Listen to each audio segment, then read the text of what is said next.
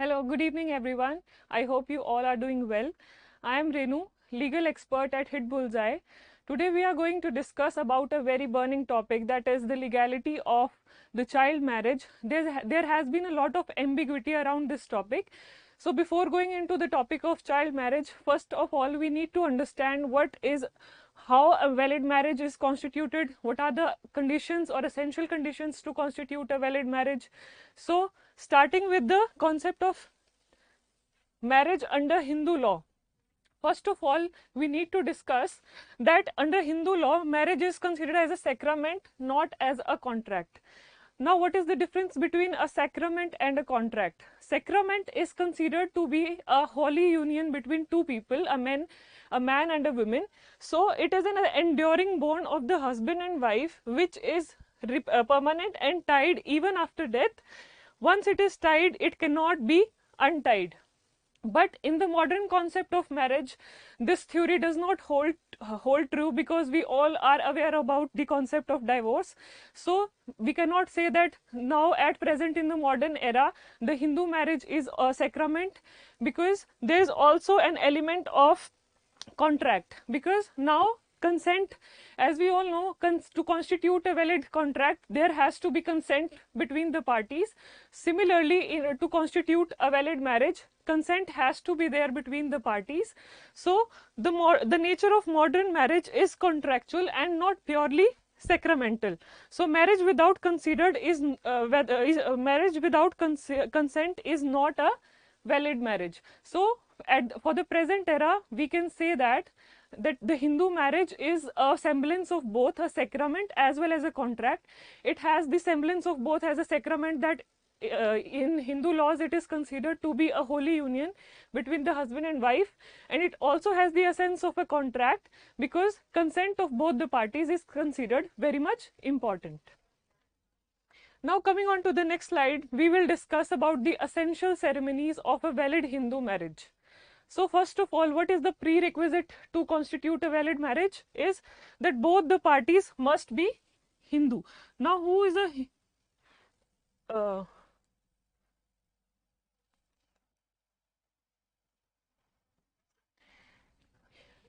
first we will discuss about the concept of Hindu. Who is a Hindu? Hindu Marriage Act defines Hindu as a person who is either a Buddhist, a Jain, or a Sikh. And also there is a negative definition given in the Hindu Marriage Act about as in who is a Hindu. A person who is a Muslim, or he is practicing Jew religion, that person will not be considered to be a Hindu. So as to constitute a valid Hindu marriage, both the parties must be Hindu. That is, either they can be Buddhist, Jain, or Sikh.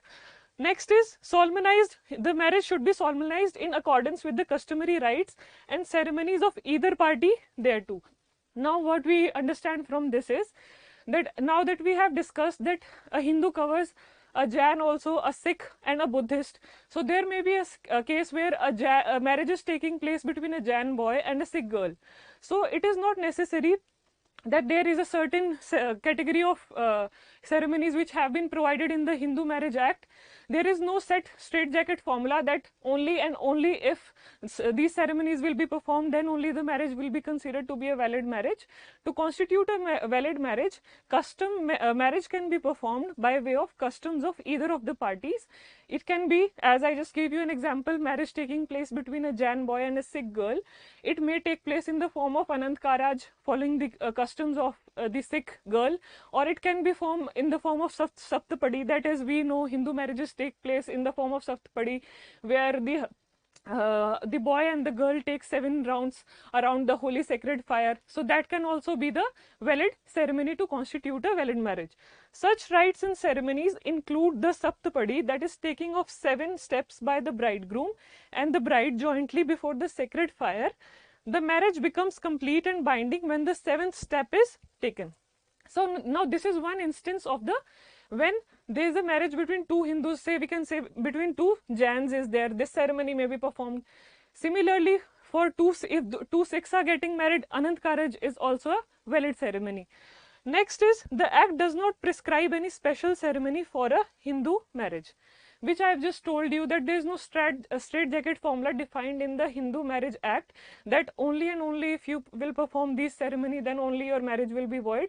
Every party, as we all know, the marriage is between two people. Any of the parties can choose according to what customs or what traditions they want to follow in their marriage. Coming on to the next topic, that is conditions of a valid Hindu marriage. Now, what are the conditions of a valid Hindu marriage? First is, neither of the parties to marriage should have any spouse living at the time of the marriage. We are also aware, this is also termed as the concept of bigamy. Bigamy is when you're getting married and at that time you already has a spouse living, then that marriage is considered to be a bigamous marriage, and such a marriage is void in the eyes of law. We will discuss it in detail in the next slide. We are just right now we are having a brief view about what are the essential conditions. Next is, both parties are capable of giving a valid consent. इसका example लेके हम समझ सकते हैं कि if either of the parties is insane, then that party is not in, that person cannot give his valid consent and that marriage will not be a valid marriage. Next is, neither party should be subject to recurrent attacks of insanity. Similarly, we can also relate it to the concept of consent. If a person is having recurrent attacks of insanity, of course, he will not be in a stable state of mind to give his consent, and the marriage will not be a valid marriage. Next is, age of bridegroom and bride must be of 21 and 18 years respectively. So, age criteria has also been defined in the Hindu Marriage Act, that for the bridegroom, the age is 21 years, that the boy should be of minimum 21 years of age and the girl should be of minimum age of 18 years to constitute a valid marriage.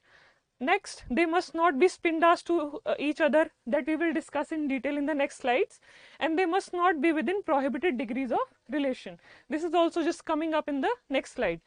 Now coming on to the topic which we are going to discuss in detail about the concept of child marriage, whether it is a valid, void or voidable marriage. First of all, I would like to tell you the difference between what is a valid marriage, void marriage and a voidable marriage.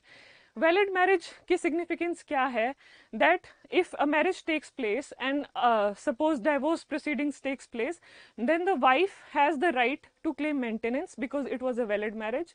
That is one aspect. Another aspect is, if the child is born out of the marriage, that child will be considered to be a legitimate child, and that child can claim property rights from his father's property or from his mother's property. So these are the consequences of a valid marriage. Now, what is a void marriage? Void marriage is, the marriage is considered to be nullity. Since the time it is performed, no legal consequences follow from the void marriage. That is, neither the wife will be able to claim maintenance from his husband, from her husband, or neither the child can claim property rights from the parents because they are considered to be illegitimate children. Coming on to voidable marriage. What is the concept of voidable marriage? Voidable means when the marriage is performed, it is a perfectly valid marriage. But later on, if either of the party discovers that either the consent was obtained in a fraudulent manner, or it was misrepresented, the facts were misrepresented at the time of the marriage, the aggrieved party has the right to nullify the marriage, and it's just that the marriage will come to an end. So what is the difference between void and voidable marriage? In a void marriage, the marriage is nullity since the beginning. In the voidable marriage, the aggrieved party has a right, either it can he or she can continue with the marriage or put an end to it. So child marriage. Now, what is a child marriage? Whether it is a valid marriage or void marriage or voidable marriage. What is the general thought that comes to our mind? That child marriage must be a void marriage. But no, child marriage is a perfectly valid marriage. Child marriage is not void but a voidable one. So when the marriage takes place, the marriage is perfectly valid. It is just that either of the parties has a choice after the marriage is performed that they can get it nullified. ठीक है? Now here, what is the difference between void, why it is not a void marriage and why it is a voidable one? Because the marriage will become nullified only and only when one of the parties to the marriage exercises the right to get it nullified. Now, out of this marriage also, it is considered voidable, and it is not considered as perfectly void, because it is considered that the child may not have the right sense or right knowledge while making the decision for the marriage. Next is under HMA. HMA is Hindu Marriage Act. Punishment is provided, that is up to 2 years of imprisonment or 1 lakh rupees or fine. So Hindu Marriage Act also provides that, first what it provides about child marriage is that child marriage is not void, but it is voidable. Another one is anyone who instigates or abets the performance of a child marriage, that person will be punished with an imprisonment that may extend up to 2 years, or with the fine that may extend up to 1 lakh rupees, or with both. Now, we have also heard of the concept about this terminology, the Prohibition of Child Marriage Act. Before this, there used to be Child Marriage Restraint Act, but now the terminology has been changed, the Prohibition of Child Marriage Act 2006, which provides stringent punishments for the where this is considered, child marriage is considered as a punishable offence, where either the parents or relatives, whosoever are abetting or instigating the child marriage, they are punished severely so as to put a stop, or so as to prohibit the practice of child marriage. Next, coming on to this thing was very much in news recently, that a proposed amendment of the marriageable age for women from 18 to 21 years. As I just discussed earlier, that there is a difference between marriageable age for the girl and the boy. For the boy it is 21 years of age, and for the girl it is 18 years. Recently it has been proposed in the Indian Parliament that the marriageable age for the women should be brought at par with men, that is 21 years of age, because such the such difference between the marriageable age of the bride and bridegroom leads to inequality between the two. Now, coming on to the next concept, marriage between spinda relationship. Now, what are spinda relationship? Two persons are said to be spindas of each other if one is lineal ascendant of other within the limits of spinda relationship. Now, this is also considered to be a such kind of marriages are considered to be void marriages. I'll give you an example. Suppose A cannot marry. Now, this is his father's side, this is his mother's side. He is considered to be the first generation, mother is second generation. Now, here third generation, his nani, and here it is second generation, third, fourth, fifth. So, from the father's side you cannot marry up to the fifth generation, and on the mother's side you cannot marry up to the third generation. This is what the concept of spinda relationship is that on the ancestor's side, on the father's side up to fifth generation, and on the mother's side up to the third generation, you cannot marry. If you marry, that kind of marriage will be a void marriage, and it will not be considered to be a valid marriage, and no legal consequences will follow from such marriage. So, spinda relationship with reference to any person extends as far as the third generation in line of ascent through mother, which I just explained, and on the fifth generation in the line of ascent through father, the line being traced upwards in the case of person concerned who is to be counted as the first generation, and such marriage is a void marriage. It is not a valid or voidable marriage, but it is a void marriage. Now, coming on to marriage within prohibited degrees. Now, what are prohibited degrees? Some relationships in Hindu marriage in which the marriage cannot be performed. So, what are those degrees? They can be brother, sister, they cannot marry, or uncle, your uncles, your aunts, your parents. These are prohibited degrees. Marriage cannot take place between these relationships. These marriages are strictly prohibited, and if such a marriage is performed, then these marriages are considered to be void marriages. But there is an exception to these marriages, though it has been declared void these marriages have been declared to be void marriages, but exceptions are there. If custom of any community or a particular region permits such marriage, then those marriages will be considered to be valid marriage. For example, in many of the southern states, for example in state of Maharashtra, this practice prevails where usually लड़की की शादी उसके मामा से करा देते हैं, because it has been a custom there and it is considered to be a perfectly valid marriage. Similarly, prohibited degrees में there is a relationship where the boy cannot marry his brother's wife if she is widowed. Though this falls under the category of prohibited relationship, but there is a practice in the northern states where known as the concept of chadar andazi, where usually if your brother dies, then usually the widow is again she is married to the other brother, and this is the concept of chadar andazi. This is also a custom prevailing, and this is also considered, though it is a prohibited degree within prohibited relationship, prohibited degrees, but it is considered to be a perfectly valid marriage. So all these laws are overruled by the customs of the communities. जिनके बीच में शादी हो रही है उनके customs will overpower. Now marriage without consent. If the consent is obtained by way of fraud, misrepresentation, then such marriage will be a void marriage. The aggrieved party may get it annulled. Now, जैसे मैंने class के बिल्कुल beginning में बताया था, the element of consent should be there between the parties getting married.